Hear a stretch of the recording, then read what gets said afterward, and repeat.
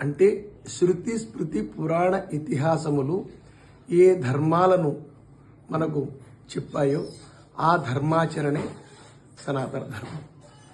సనాతన ధర్మం యొక్క పరమోత్కృష్టమైన లక్ష్యం ఏమిటి అంటే సర్వే భద్రాణి పశ్యంతు మా కశ్చిత్ దుఃఖ భాగ్భవేత్.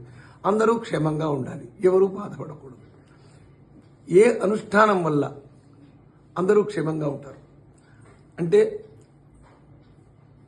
ఆ జగన్మాత యొక్క నవరాత్ర వ్రతాచరణ వల్ల అందరూ క్షేమంగా ఉంటారు. శరత్కాలే మహాపూజ క్రియతే యాచవార్షికి తస్యాం మమైదన్మాహాత్మ్యం శ్రుత్వా భక్తి సమన్విత సర్వభా